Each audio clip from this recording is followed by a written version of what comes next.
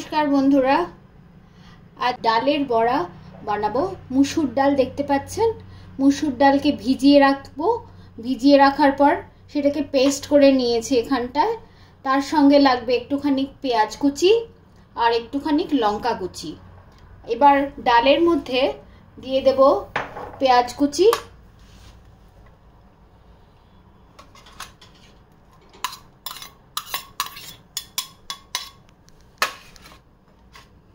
যে যতটা ঝাল খাবেন সেই পরিমাণ লঙ্কা মিলিয়ে নেবেন, কাঁচা লঙ্কা, আর তার সঙ্গে সামান্য একটু নুন দিয়ে দেবেন।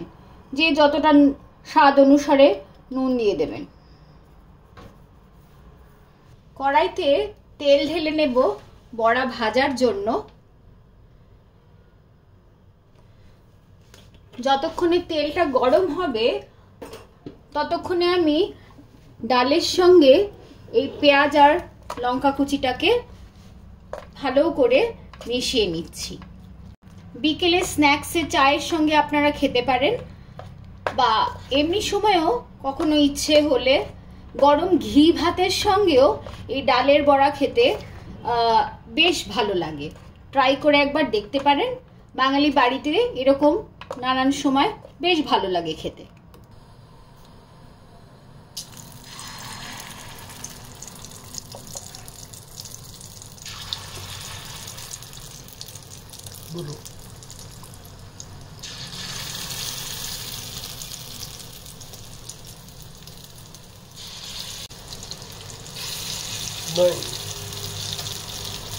একটা দিক হয়ে গেলে অপর দিকটা উল্টে দেবেন।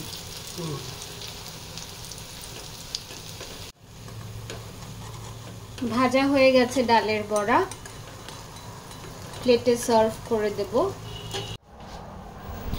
ডালের পকোড়া সফট সস দিয়ে বিকেলে চায়ের সঙ্গে একদম জমে যাবে।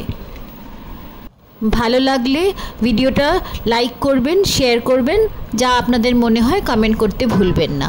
Thank you.